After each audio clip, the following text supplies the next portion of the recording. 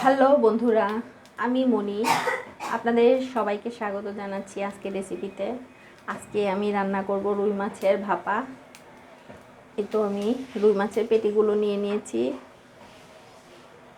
এগুলোকে আমি লবণ আর হলুদ দিয়ে কিছুক্ষণ মেখে রেখেছিলাম।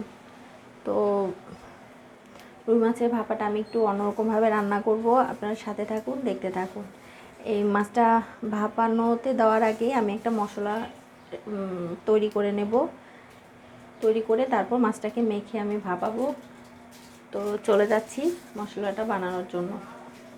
মশলাটা কষানোর জন্য আমি এখানে 2 চামচ তেল দিয়ে দিলাম। তেলটা গরম হওয়ার জন্য অপেক্ষা করব। এবার আমি এতে তেজপাতা দিয়ে দিলাম। এখানে ছোট চামচে 2 চামচ পেঁয়াজ বাটা এর ভেতরে দিয়ে দেবো। একটু ভেজে নেব যাতে কাঁচা স্মেলটা চলে যায়। এরপর এতে ছোট চামচের 1 চামচ আদা বাটা আর ছোট চামচের 1 চামচ রসুন বাটা, এটাও 1 মিনিট ভেজে নেব যাতে কাঁচা স্মেলটা চলে যায়। এরপর এতে স্বাদ মতো লবণ দিয়ে দেবো। 1/2 চামচ জিরে বাটা। একটু পানি অ্যাড করে দেবো মশলাটাকে কষানোর। এবার এর ভেতরে দিয়ে দেবো 1/2 চামচ হলুদ গুঁড়ো, 1/2 চামচ মরিচ গুঁড়ো আর দেবো 1/2 চামচ ধনে গুঁড়ো দিয়ে 1 মিনিটের মতো একটু ভেজে নেব। দেখুন মশলাটা আমি সুন্দর করে ভেজে নিয়েছি। উপর দিয়ে তেল ছেড়ে দিয়েছে আর খুব সুন্দর একটা গন্ধ বের হয়েছে। তো এই পর্যায়ে আমি এটা নামিয়ে ফেলবো। নামিয়ে এটা ঠান্ডা হওয়ার জন্য আমি রেখে দেবো, তারপর মাছটা মাখবো। তো এবার আমি মাছটার ভেতরে মশলাগুলো দিয়ে দেবো। এই তো দেখুন মশলাটা ঠান্ডা হয়েছে। আমি এই মশলাটা দিয়ে ভালো করে এটাকে মেখে নিয়েছি।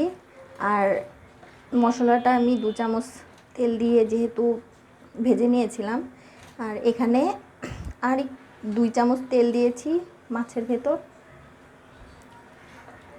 দিয়ে। এবার আমি একটু অল্প পরিমাণে পানি অ্যাড করে দেবো। এই তো দেখুন এভাবে পানি অ্যাড করে দিলাম। এর থেকে বেশি পানি আর দেবো না। তো এবার আমি একটা বক্সে এটাকে দিয়ে দেবো। তো এরকম আমি বক্স নিয়ে নিয়েছি।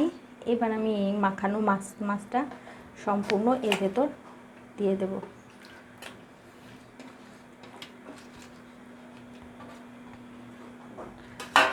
ভেতরটা খুব ভালো করে সেট করে বসিয়ে দেব।